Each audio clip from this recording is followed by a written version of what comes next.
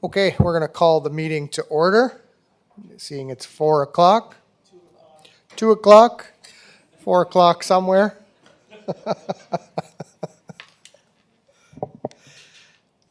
And we acknowledge that we are on Treaty 6 land and home of the Dakota and the Métis. Approval of the agenda.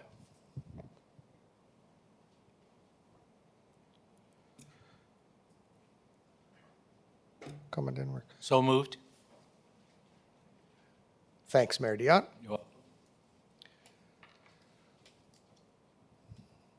Okay. That vote is open. Not open. Councillor Lennox Epp. In favor. Thank you.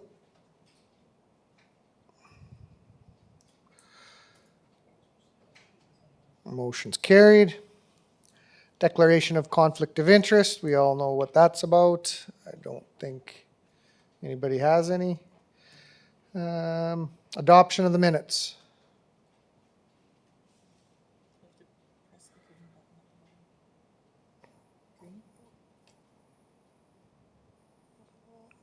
There we go.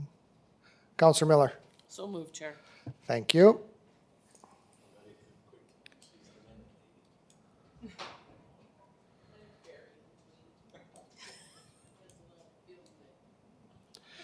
And that's open.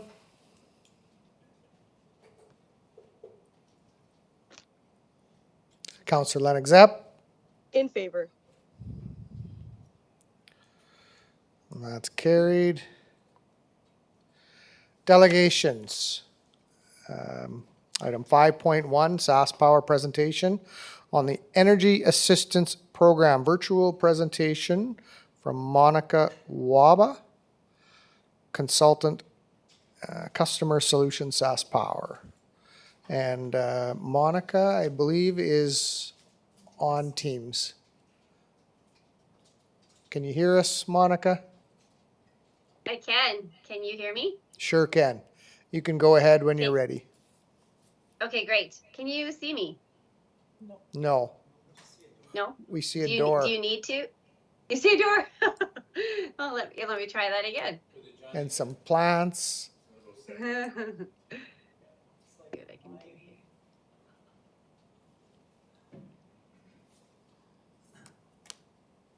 I think I'm going. Yeah, we don't Sorry, everyone. have to see you. Am I here now? There you are. Hello, everyone. Okay, and I'll also share my screen as well. Bear with me a moment. It was a window. It was a mirror. Yeah, I noticed that I don't know, technology, it's an interesting thing. Can everyone see the PowerPoint presentation? Yes, we sure can. Wonderful, thank you very much. Yeah, as mentioned, my name is Monica Waba. I'm a consultant here at SaskPower in Regina with the Customer Strategy and Solutions Group. And we're here today to talk about the Energy Assistance Program that SaskPower is available. So thank you very much for having us today. I really appreciate the opportunity.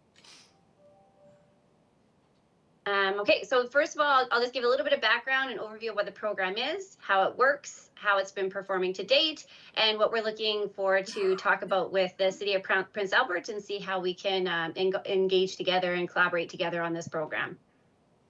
So first, I would just like to acknowledge that I am here located on the territorial lands of the Treaty 4 and the homeland of the Métis. So at a higher levels, just to kind of talk about SaskPower in general, our vision is to provide power, to power Saskatchewan to a cleaner energy future through innovation, performance, and service.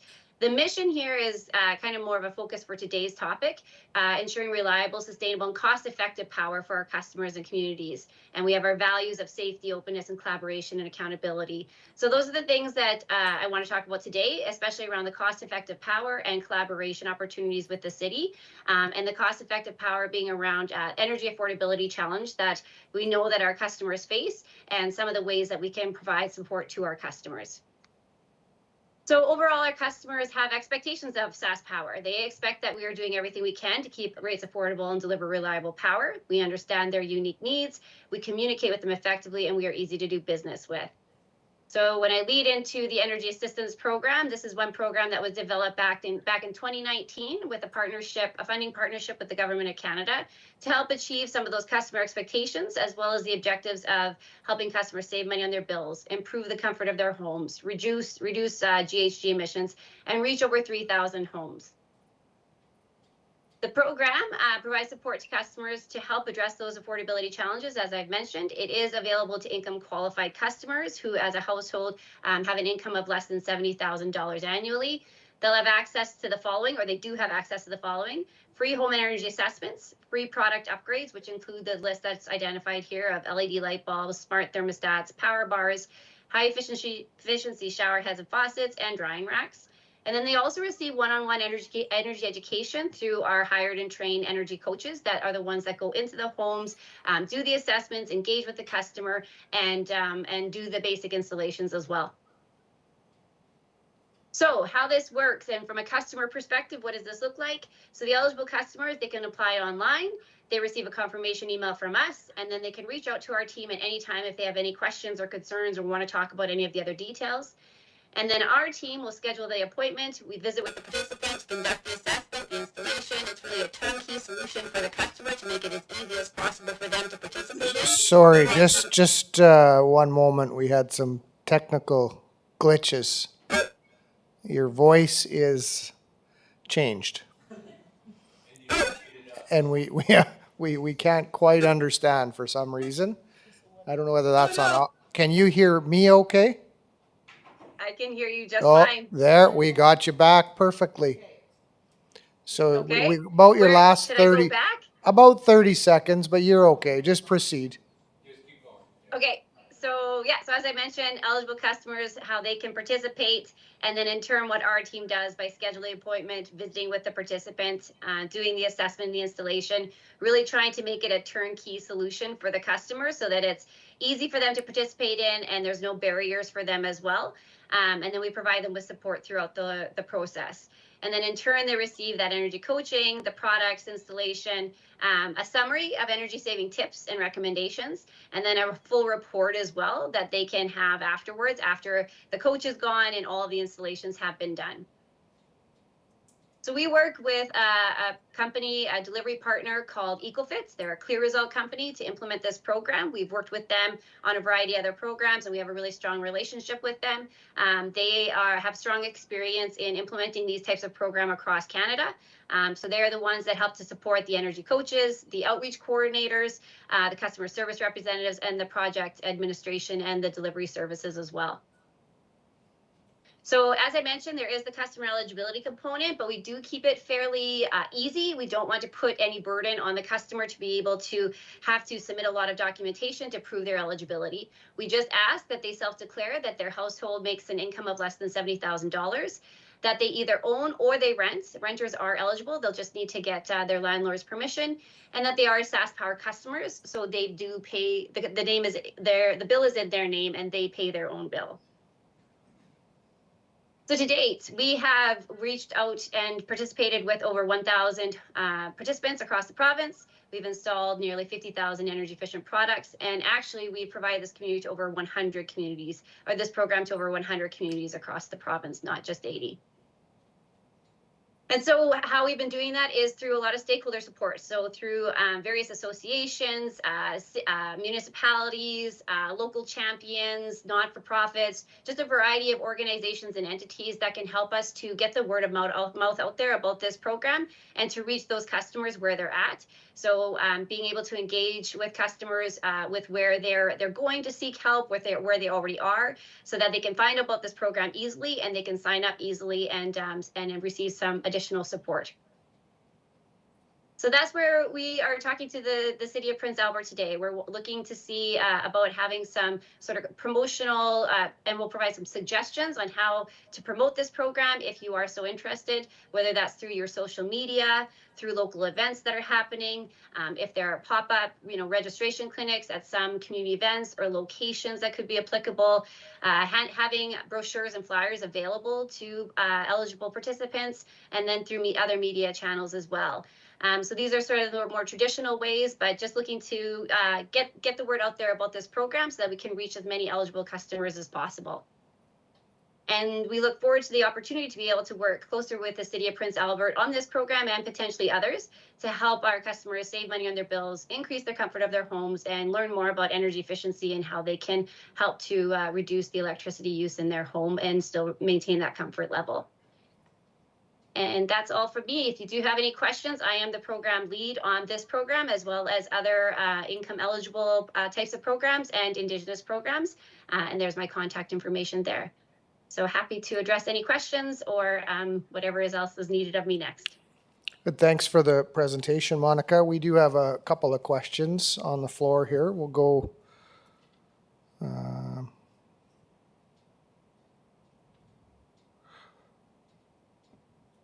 Mayor Dion. Thank you. So I have a question. One of our biggest drivers in our city is our bridge, and we serve a center the north of the bridge. Well, we just toured a whole bunch of Northern First Nations community, and we asked them what are their challenges, how we can do to help them, because of course we want to supply all the services. Every community they said to us the cost of power, especially when you get into communities like Black Lake, Stoney, Hatchet, where they're fly-in, and a lot of them have electric heat. And I was shocked at the size of some of their power bills. So is this program also available to them? And I think they need the biggest help over me, okay, when I look at the challenges that they have in the north. So is this program going to help them? Is it offered in the north? And are you looking at a better way to deliver your product to them? Thank you. Thank you very much for the question, Mayor. I'll answer it sort of in two different ways. First of all, we do have a program specifically available to Northern First Nations communities. It's called our Northern First Nations Home Retrofit Program. We currently have 5 communities participating in that program. We started running it back in, it's been about a year that we've been out delivering that program. And we have until March 2024 to deliver that program. It's also through a federal partnership to be able to deliver that. And it is targeted specifically for electrically heated homes and communities that have electric heat and no access to any other source, or it's just their main source. So we are working with 5 communities now to see over close to 300 homes being retrofitted that way. We do anticipate delivering that program after the federal funding completes in March of 2024. So we do have a DSM plan to be able to continue to deliver these types of programs after that date. And then in terms of this actual program, this is the Energy Assistance Program, doesn't get into as much detail as the Northern First Nations does. The Northern First Nations program also offers insulation and air sealing to help address that electric heat challenge. This Energy Assistance Program is available province-wide, and it's less measures because it is also available to customers that aren't electrically heated. And we are currently looking at how can we also offer this program to other Northern First Nations or other rural areas. This one is more targeted towards urban, but we're making it available to everybody. It's just a little bit more logistically challenging, I guess I'll say, to try to have it delivered in other areas, but we are working to be able to have it delivered in other areas as well. So it's sort of in collaboration with the Northern First Nations program, and then there's the EAP, and then trying to make sure the right communities have access to the right program. Good, thank you. Councillor Head. Thank you, Deputy Mayor. And thank you, Monica, for your presentation. It's interesting to hear that this program's been around since 2019, so because I wasn't aware of it. I think most people are not, and I think that's kind of the issue, is how do we get the message out? I do see some limitations on your PowerPoint to reaching 3,000 homes. I don't know where you're at with that goal in 2019, so there seems like there could be a limitation to this program. But yeah, I like the fact that it's not an onerous process as well. You know, declaring income and providing some income statements may be some challenging for some individuals. So I like the fact that you're not going to put that as a barrier. But yeah, I think social media, this message needs to get out for more people to access this program. And I think the city, with our billboards, our social media platform, you know, could assist with that. I would think so. Again, thank you for your presentation. And I guess the only really question I have is about the limitations of the 3,000 homes. Are you stopping this program once you reach that goal? Thank you very much for the question. So to the first part of your comment that you made, the agreement was signed with the federal government in 2019, but then due to COVID, it was really difficult for us to deliver this program to customers at such an uncertain time, to have somebody in your home and doing all those types of things. So it really didn't kick off until probably more like 2021 and beginning of 2022. So that's really the reason why there wasn't as much uptake in the beginning, and why it's really going full force now. So we are fully anticipating being able to hit our target of 3,000 customers. And to your main question, yes, we are planning to have this type of program available to customers in the future. We realize the importance of not having these sort of starts and stops for our customers, and having programs in market and then not having it available. We want to be consistent in the market for our customers and make sure that they know that this is something that is available to them, and it's not going to go away anytime soon. So we do have funding through our DSM plan, as I mentioned earlier, and it is for 2 more years. So this would apply to this energy assistance program as well. And that DSM program is our demand side management program plan that is focused on providing energy efficiency solutions to our customers. Councillor Ogrodnik? Thank you, Deputy Mayor. I have 2 questions. The first question is, your program partner, you said it's with EcoFit. I just want to know, is EcoFit a Saskatchewan company? No, they're not.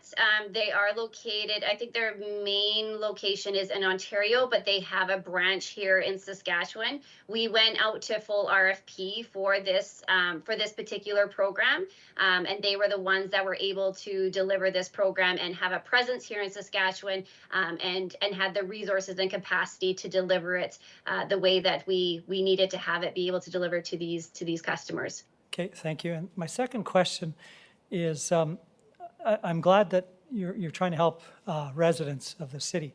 What about municipalities? What kinds of things are you trying to do to make it more affordable for municipalities? Because in our last budget, SaskPower, SaskEnergy, our utilities, and our insurance were the 2 highest increases, massive increases. Somewhere in the neighborhood of some of our facilities, our utility bill went up 23%, 25%. And so that gets then passed back onto the taxpayer, which here you're helping them, and then you're taking it away because you've increased our utility costs. I'm wondering, what is SaskPower doing for municipalities? Is there similar programs like this for municipalities that we can reduce our costs of our utility bills? That's a really good question. I can't speak to the rate section of it. And in terms of municipalities, just to clarify, do you mean like municipal buildings? Yes, like all of the Okay, municipal-owned buildings in Prince Albert. Right. Yeah, no, good question. So currently we're just in the midst of developing and expanding our energy efficiency portfolio. We were, if you recall, we were in the market with these types of programs back in 2018, and we did have commercial programs available, which included municipal buildings. And so now that we are back with these types of programs, we are starting in the residential space, but we do have plans to be able to provide them to our business customers as well. But I don't have the details on what those programs will look like at this point. Do you know when we could expect something like that for municipalities then? Like what year? Like No, I don't. Oh, you don't? I would think it would be soon, just like these, but I don't have firm timelines.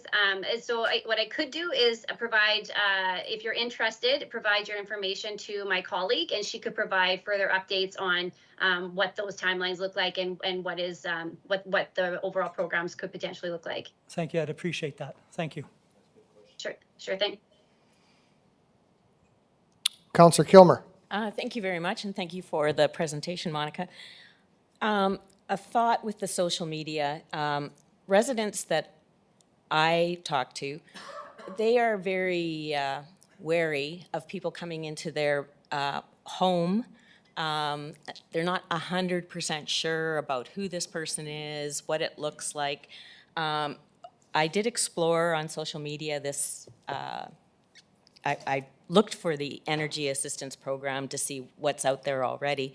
And I have a suggestion for you that perhaps a video that lets residents see so that they can anticipate exactly what it looks like when someone enters their home, who they would be.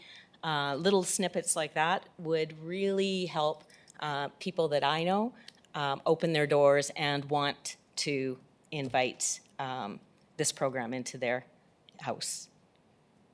It's not really a question, just a suggestion. Thank you for that suggestion, and this is exactly the type of feedback that we need to hear from people that are working closer to our customers than we are, and I really appreciate that. It's definitely something that we can, look at trying to incorporate in some way to help make people more comfortable and more confident in what SaskPower is offering, and also the legitimacy of it too. So yeah, thank you for that.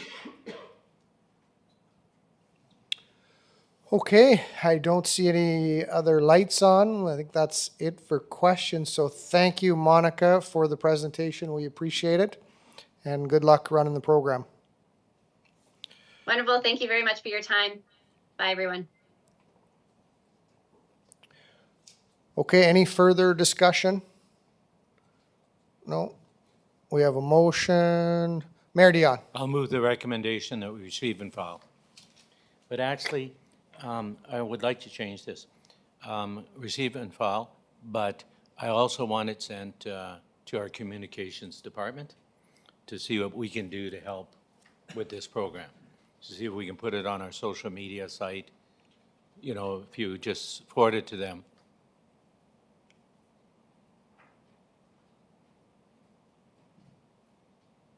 Yes, that's my recommendation. Yeah. Thank you. Okay. Any questions on the motion? Seeing none, we'll go to the vote.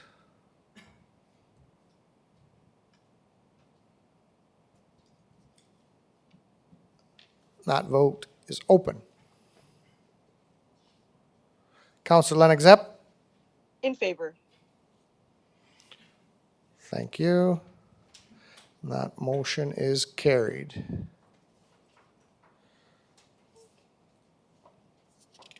Okay, consent agenda.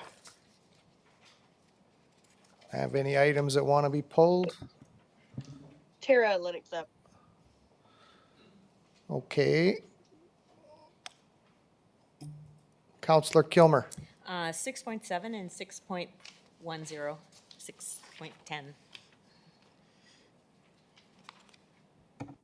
Okay, Councillor Lennox Epp. 6.9.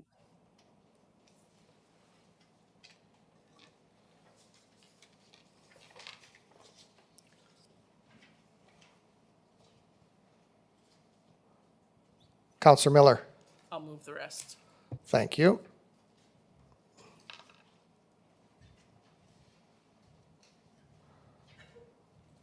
I just go.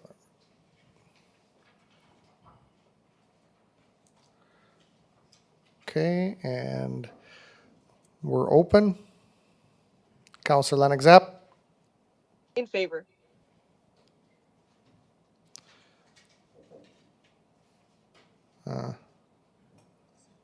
I missed one, probably me. Yeah. That's okay. Okay.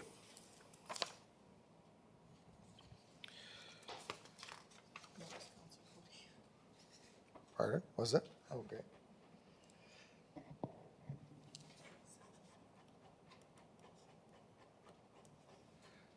Okay, item 6.7, Councillor Kilmer. Oh, one moment, just got to pop your light there. Good, thank you. Thanks.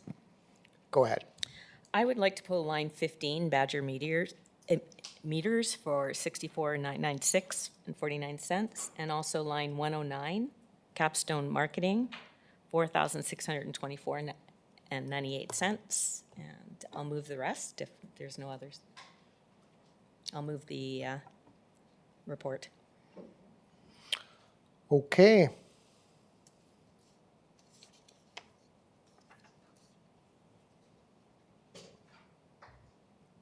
No other discussion? No, okay.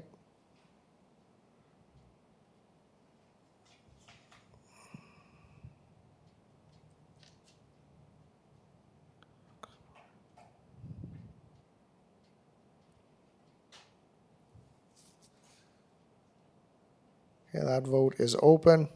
Councillor Lennox Epp, In favor.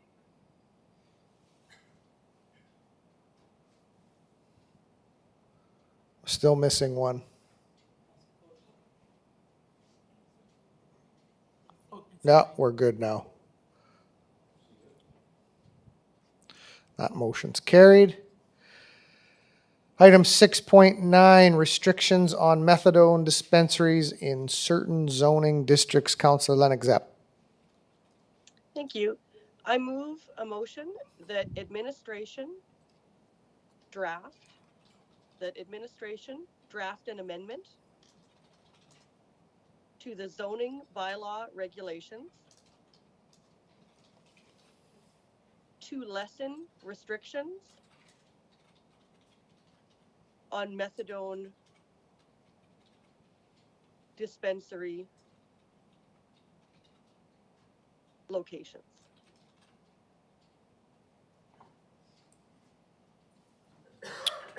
Okay, thank you. Would you like to discuss your motion? I'm happy to hear any other discussion before speaking.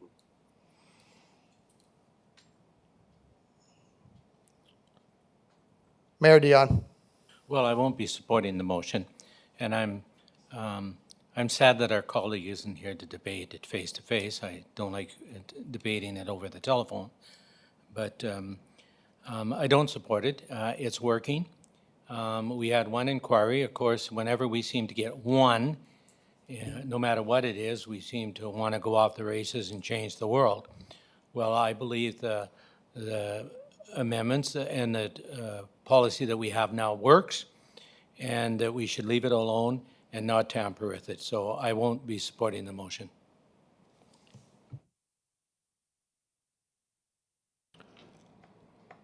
Any further discussion on the motion? Tara Lennox Epp. Okay, go ahead, Councillor. Thank you. Just one housekeeping issue is the word lessen. If we could just change the wording to end in en to just for housekeeping.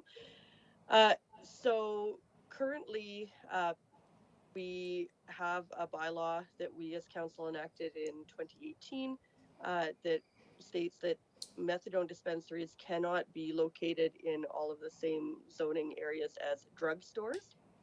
And my concern is that this restriction is not evidence-based. We're not making this decision based on evidence of what healthy community entails, and whether or not methadone dispensaries are a part of a healthy community.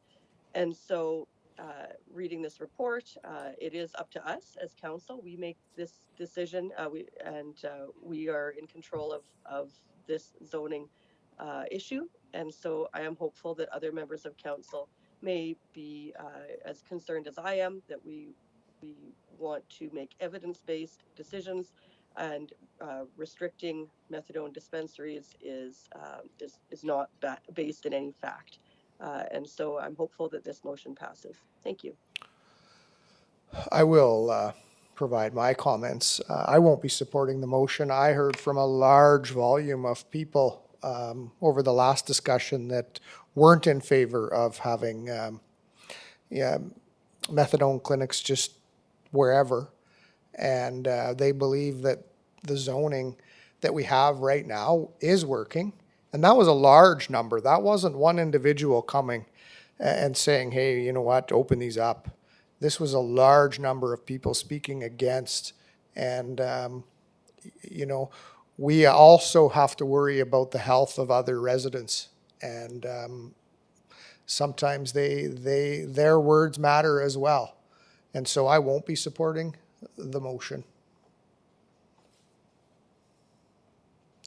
Well, and just to comment, I'd like to see her evidence base, because obviously she's got something that we don't have in the report, that it has to be in every neighborhood. I'd like to see that report. Because one thing that we did change is we allowed pharmacies to go into neighborhoods. And that's the debate. And I'll give you an example in my neighborhood. We're very pleased to have the drugstore in a neighborhood, but we don't want a methadone clinic. They're two different monsters. One attracts different customers than the other. And so when we're putting things in the neighborhood, we have to take into the consideration the neighborhood. And he withdrew his application strictly because of the negative response he got back from his customers. That he got an education from his customers saying that they're not going to shop there anymore. So he decided to withdraw his application. So that even supports our argument that they're in the right spots. And we don't have them lining up here saying that we can't find a clinic to get our methadone. That's not the case. And the report, what I liked about the report is when we did have a person here, that person gave us a whole bunch of false statements, which didn't help the presentation either. Because now I even frown on it more that, you know, that it's got to be facts-based. So I won't be supporting it strictly because we allow pharmacies now into the neighborhoods. And just because you have a pharmacy doesn't mean that you can have a methadone clinic. So thank you. Okay, I don't see any further discussion. We'll open the vote.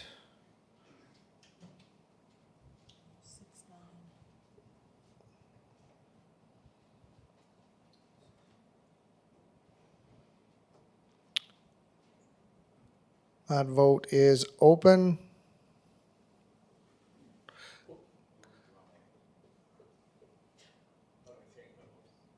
I don't know. Is it working? Councillor Lennox Zapp. In favor. Okay, and that motion is defeated 6-3.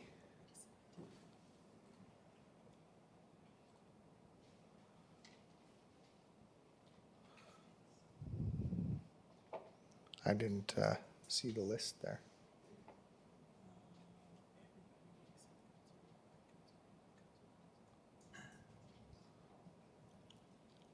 I Mayor move to Dion. receive and file.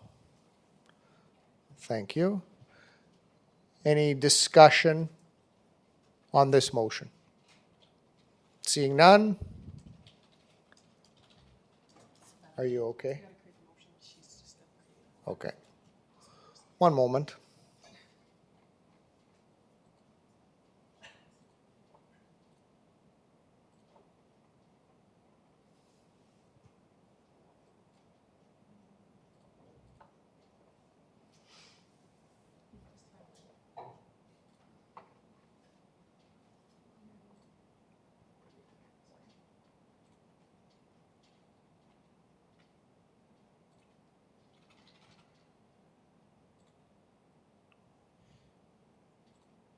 Oh, it popped up even. Good, I don't have to search for it.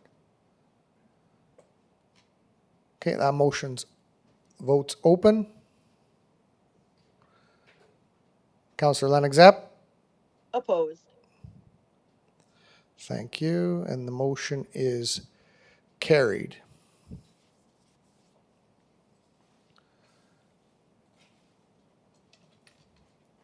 Okay, we have item 6.10. Councillor Kilmer. I'd like to change the motion that the report 2370 be received and move to communications to look at putting this information, the annual reports, on the city webpage.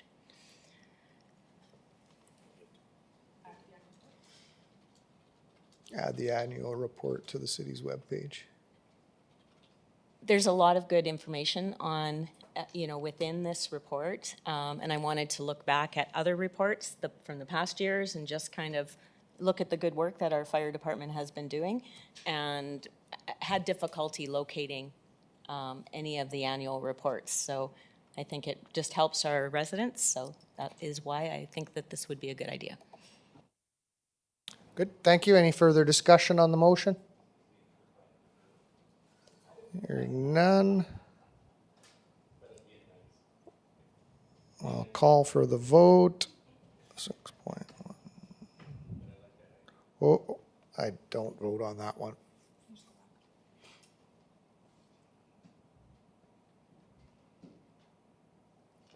This?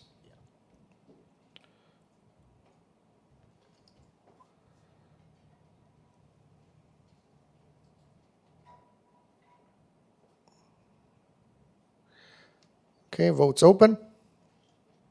Councillor Lennox Epp? In favor. Thank you. And that motion is carried. Okay, moving on, reports of administration and committees. Item 7.1, traffic bylaw number 35 of 2020 amendment. Verbal presentation, Evan Hastings, transportation manager. Yeah.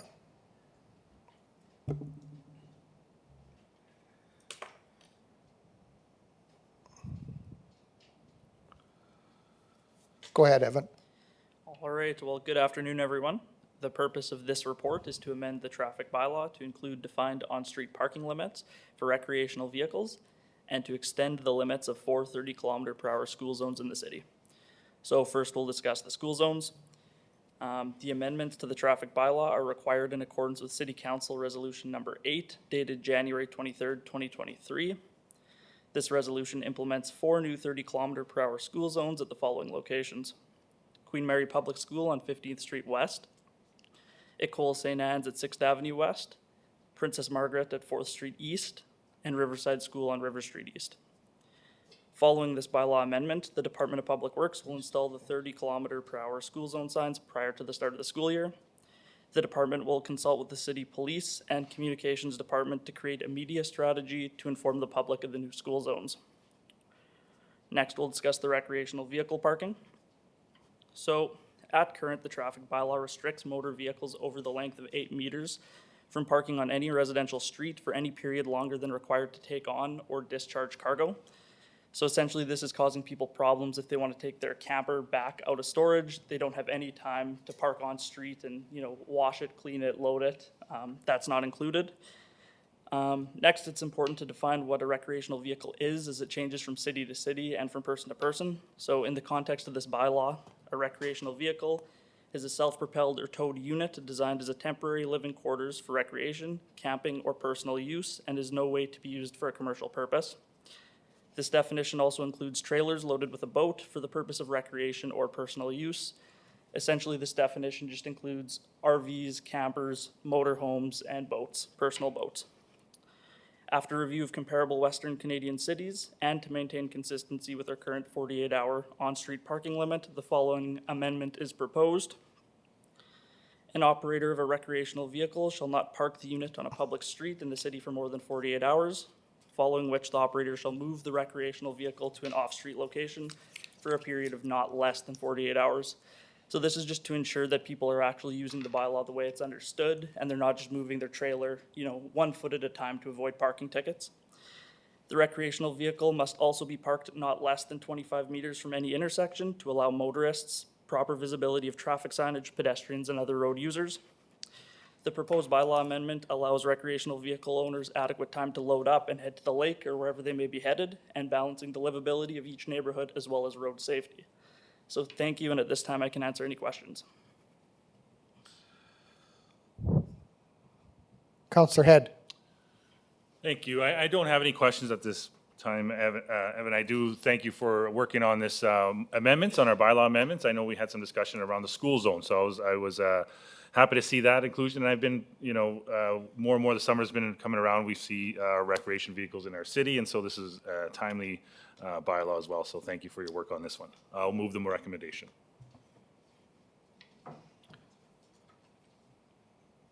Counselor Cody. Yeah, just one quick question, if I might.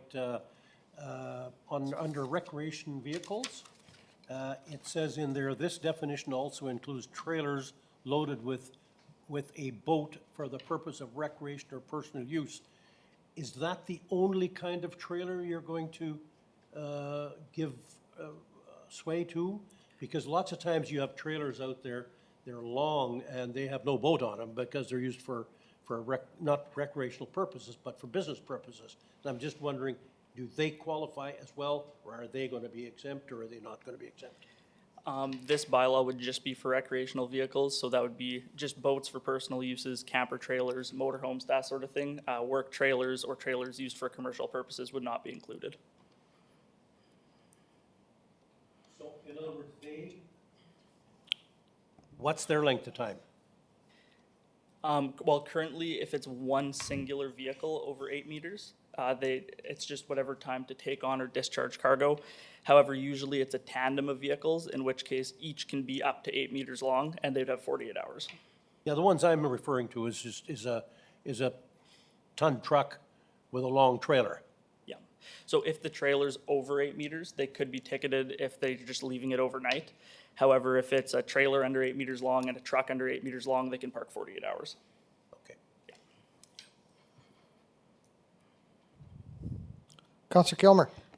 Just in addition to recreation vehicles or trailers with recreation, more than boats, ATVs. So ATVs would also be included if it's on a trailer, yeah. Okay, thank you.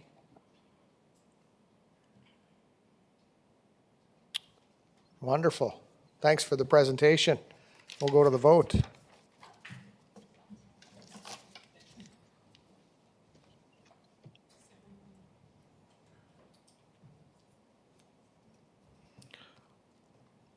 Okay, that vote is open. Counselor Lennox Zepp. In favor.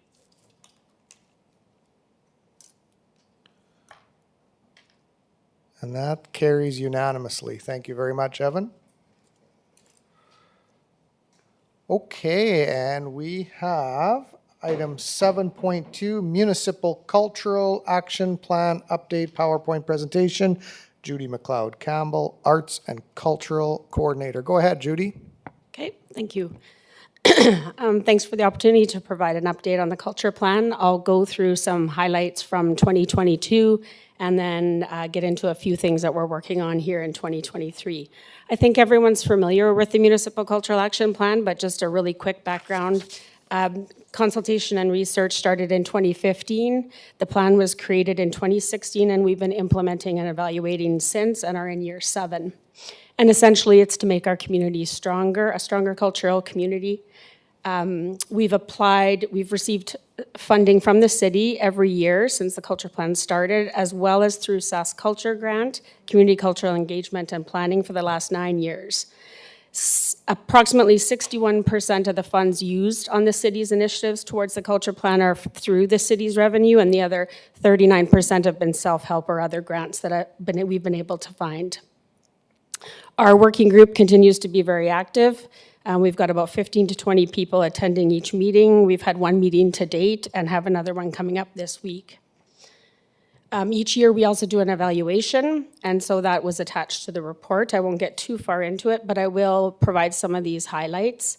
So that's just a quote from our refresh we did after year 5 in 2021, and just talks about the commitment needed from the city towards this development. One of the things that we've been doing is celebrating our successes through Culture Catch, which is a monthly sharing of some great things that are happening in the community.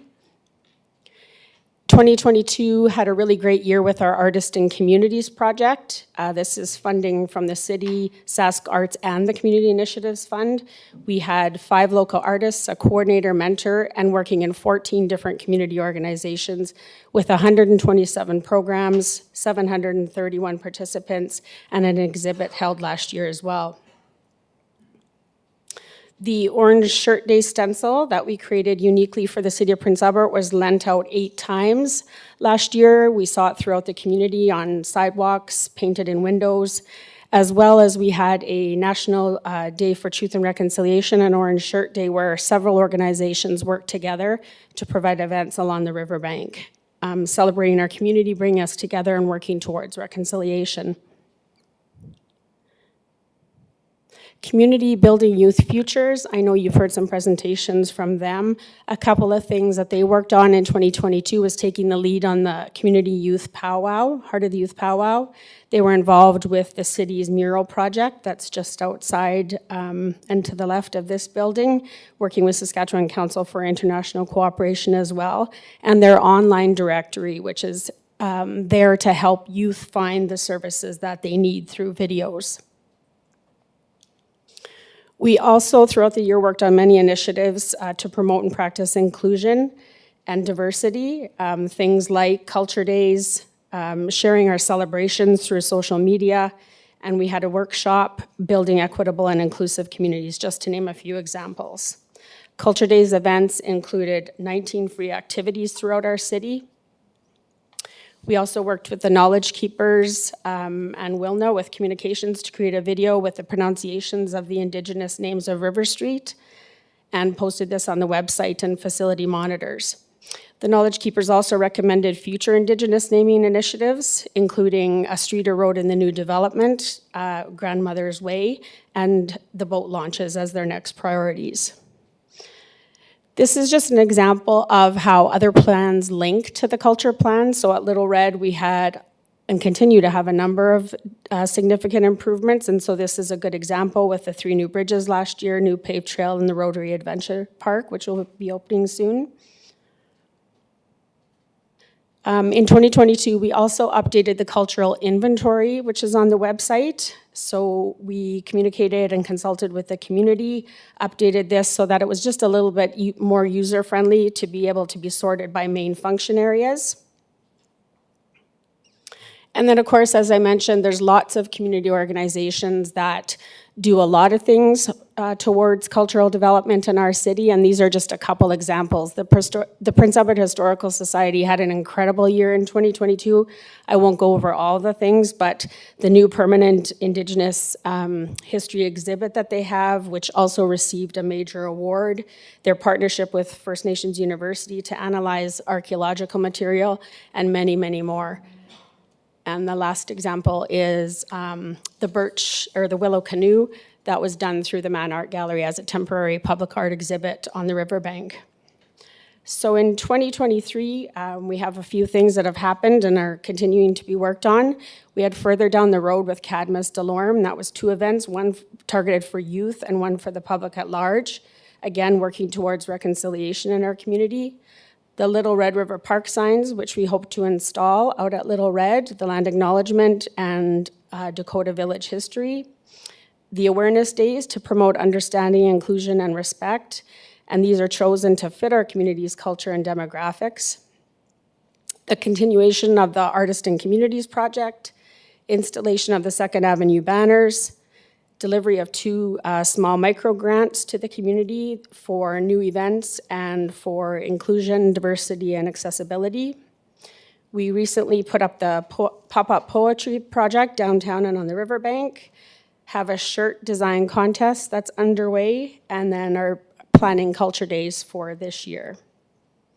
The 2 recommendations in the report, one is receive and file, and the second is to create a culture plan reserve fund. So similar to the Public Art Fund, where we can carry over funds from year to year, and that would allow us to plan for larger projects, as well as helps to align the grants that we receive linked towards that funding. Thank you. Wonderful, thanks for the presentation. Do we have questions? Mayor Dion. Well, I'd like to congratulate, I don't know who did it, Judy, so I'd like to congratulate who did it. The best thing that I've seen happen this year when it comes to all-inclusive in our community is the street fair and the cultural village that was set up on the riverbank. To me, that was probably the best education and sharing with our population, the 2 communities living together and learning together and moving forward. So whoever was involved in that, I know the bid was, but I don't know who was involved in the cultural part. I would like to congratulate them and encourage them to continue to do that practice because I really believe it opens up people's eyes and it's seeing what a great community we live in. Thank you. Thanks. If I can just put a shout out Sure. to Shane Bird with PAGC, because he took the lead on that and was able to also carry it over into National Indigenous Day. So it worked out, I agree, perfectly. Yeah, for sure. Councillor Head. Thank you, Deputy Mayor.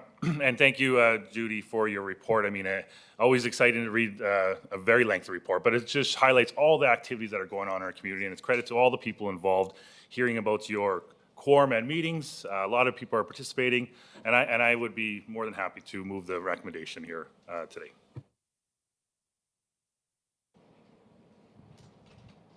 Councillor Ogrodnik. Thank you, Deputy Mayor. Thank you, Judy, for your report. And it just reaffirms that our name, Kistapanonic, is true. It's the gathering place. It's a gathering place of many activities, many events, many cultures. And I really appreciate reading about all of this in your report. And I just had to say that. So thank you. Mayor Dion. I would ask the mover that he change number 2, that it be forwarded to an upcoming budget meeting, not council. It's got to be part of the budget. It's a request, and it should be part of the 24 budget, if you don't mind that friendly amendment. Yes, if I could, Deputy Mayor. Absolutely, I have no problem with that. And if anything, I thought that's where that conversation would be happening at our budget committee and not before then, so, yeah.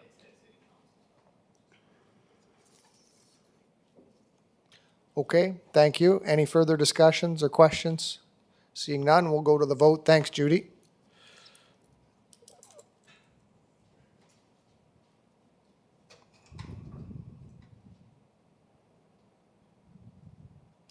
And that vote is open. Councillor Lennox Zepp. In favor. Thank you. That carries unanimously.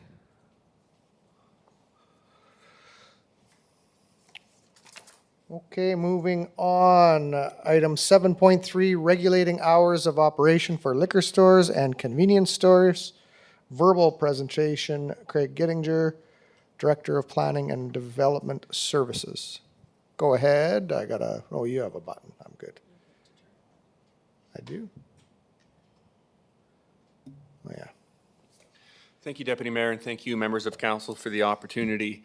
The report in front of you today does touch on the a previous motion that was made by City Council in regards to the hours of liquor stores and the hours of convenience stores. We've provided an update for you on what our role is as a municipality and as you as council members in that regard. In preparation of this report, we went through the history of this item, specifically relating to liquor store hours. This has been in front of you in a number of different formats, everything from the Planning Advisory Committee to SUMA. We've presented information to you both confidentially and publicly. And also members of our Community Alcohol Strategy Steering Committee has approached members of City Council with requests to support a potential amendment to the alcohol control regulations to limit those hours. Quickly, as a reminder, as you know, we are able to pass bylaws as per the Cities Act. However, the alcohol control regulations explicitly say that liquor stores are able to operate between the hours of 8 a.m. and 3 a.m. That being said, we also received direction through the mayor's office and working closely with the mayor to meet with the minister responsible for SLGA, Minister Carr, along with the Justice Ministry as well. We had a good discussion with them.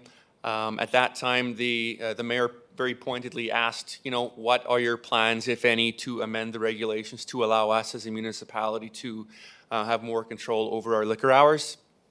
And they shared with us that they did not have any imminent plans to do so. The city solicitor took it a step further, and we also discussed with the Ministry of Justice and their representation as well, and they expressly we went over our legal standpoint and they went over theirs, but out of that, there was no immediate resolve to the issue at hand. However, that took place in March, over the course of March and early April. You will have seen earlier on in the agenda today, we did receive a letter from the Alcohol Strategy Steering Committee, and it seems there has been some movement, actually some significant movement in Section 49 of the SLGA regulations, which very clearly, and I'm paraphrasing, but essentially allows municipalities to manage hours of operation of liquor stores. So this is a fairly significant movement. This is something that you as councillors and the rest of the province have been asking for a number of years, ever since I've been with the city. So I think this is a significant step forward. What you see in the motion today, you know, I don't want to rush it. There are people that we should speak with. There are stakeholders involved that I want to make sure that we include in this decision. Specifically, the Community Alcohol Strategy Steering Committee. I see Brian Howell in the audience today. We've got a number of liquor retailers as well. We want to speak with them on how this will impact their operations.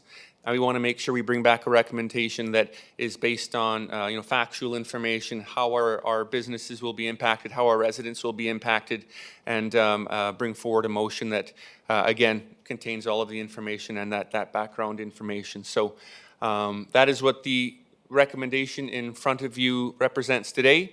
The turnaround on this shouldn't take too long. I can get to work on this right away. With that, I can certainly answer any of your questions. If you've got some more, you know, legal questions, our city solicitor can answer those as well, and I'll turn it over to you. Thank you. Councillor Kilmer? Thank you, and thank you very much for that report, and very good news. Thank you for the work that was continued to be done by people over time. As one of the stakeholders, will we be including the Prince Albert Police? Yeah, thank you for the question. I believe, yeah, we left the recommendation fairly broad in case, you know, as an example, the police was to come up. So identified stakeholders, I believe, does allow us the flexibility to include, you know, organizations such as the police service.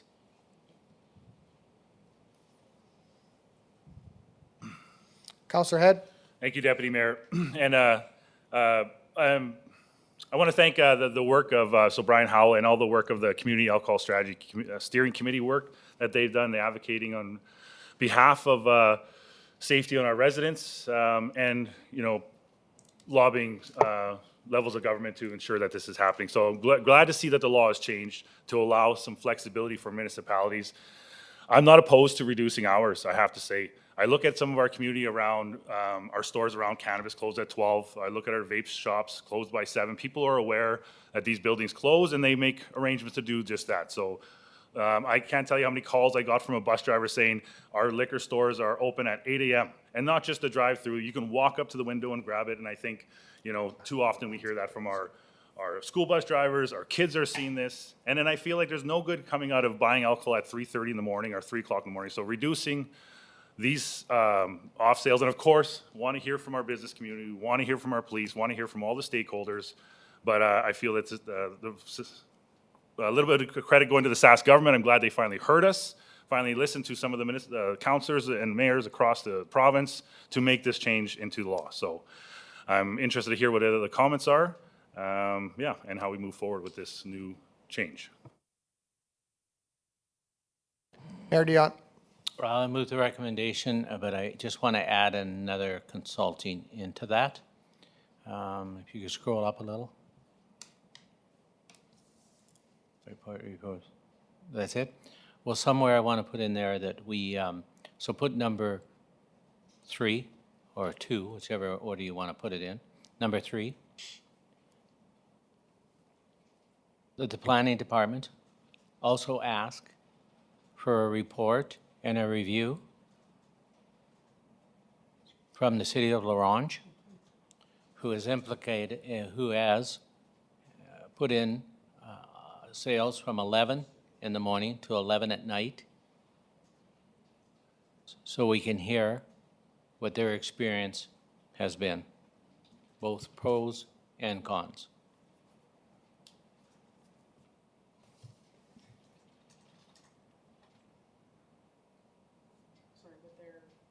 what their experience has been.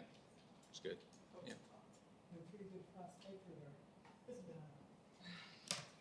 Yeah, slow down. We're not used to this. Thank you. That's my motion. Thank you.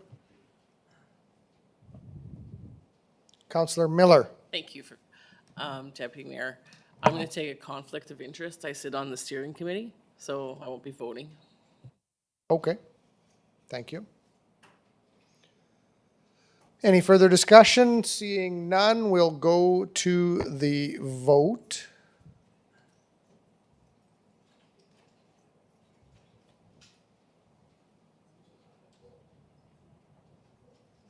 No.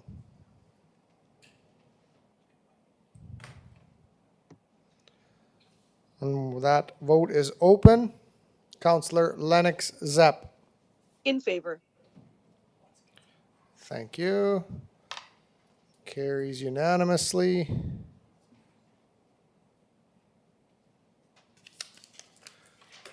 Okay, moving right along. Item 7.4. Action items from City Council and Executive Committee. Verbal presentation, Savannah Price, Records Coordinator. So this is the semi-annual report to council on open action items from City Council Executive or Budget Committee. The attachments are broken down by department and have the current due dates listed. The attachments also list any request to extend a due date and the reason for the extension by the department. So do we want to go through these individually, or are we okay? We have some discussion? Yeah, no problem. Councillor Ogrodnik. Thank you. Yeah, I want to pull the one from corporate services, the public abuse policy and procedure. The director is asking for 4 more months. She's had 20 months to come back with something. And so I want to make a motion that the public abuse policy and procedure, and then those 2 points that she has, be brought back to Executive Committee on August 14th, 2023. I'll give her a month, which is a total of 21 months to come back with what we asked from a motion of council back in 2021. And I think it's just insulting to think that another 4 months should be given.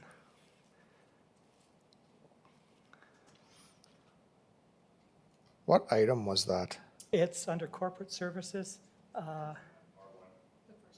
very first one.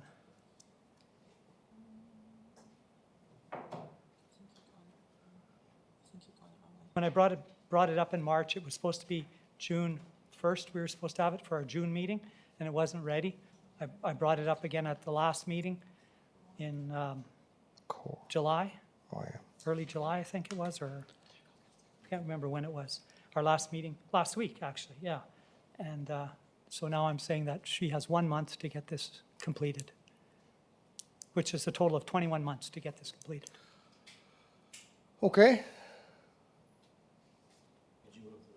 I can move the rest of them unless somebody else has something, but I'll move the rest with this amendment. Tara Lennox up. Do we want to have that separate, though? Or, it's okay. Okay, Councillor Lennox up. Just number in community services, CS1, it's titled Parks and Street Naming Policy Change, Gender Equity. So I have a question for the city manager. And on this item, I'm wondering why it is that the parks naming policy and street naming policy would be, why that policy is going to the fundraising committee.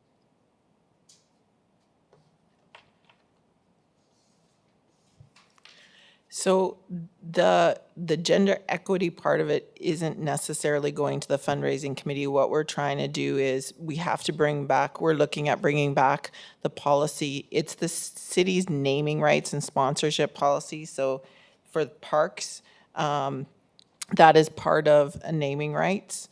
So there's two policies, right? There's the naming rights and sponsorship, and then there's the street naming. What we're looking at, it was associated with the parks naming when we were talking about that gender equity item. So we're just looking at bringing back that policy at the same time, and we will include the gender equity portion of that within the recommendations. So it's somewhat killing two birds with one stone. So we have to bring it back already because it'll be associated with the fundraising initiative. So we were trying to bring them back all at the same time instead of bringing it back once and then bring it back a second time.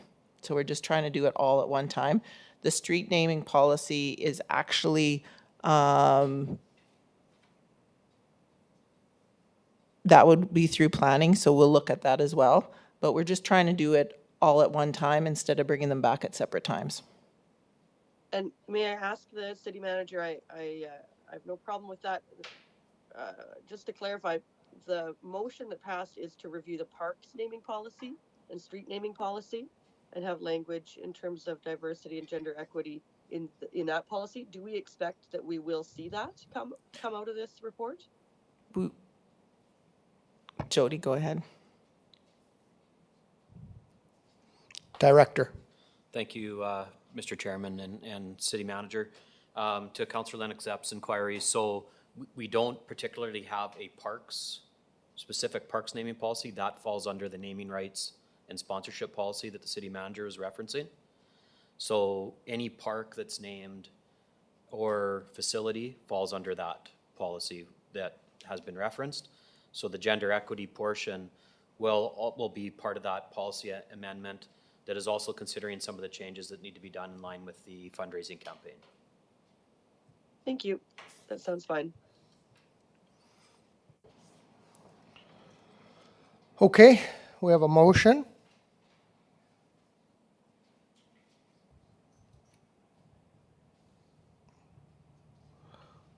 Somewhere.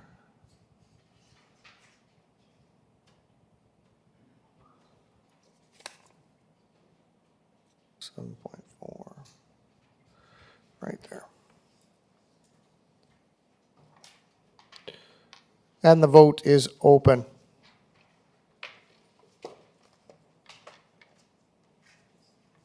Councillor Lennox Epp. In favor.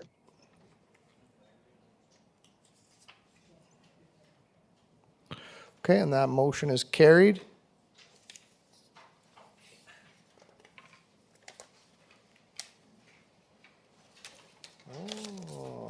That brings us to a close. Councillor Kilmer.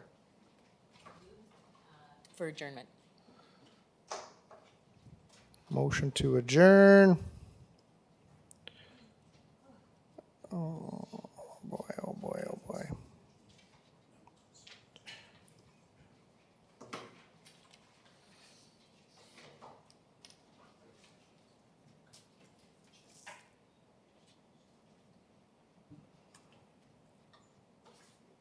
That's open.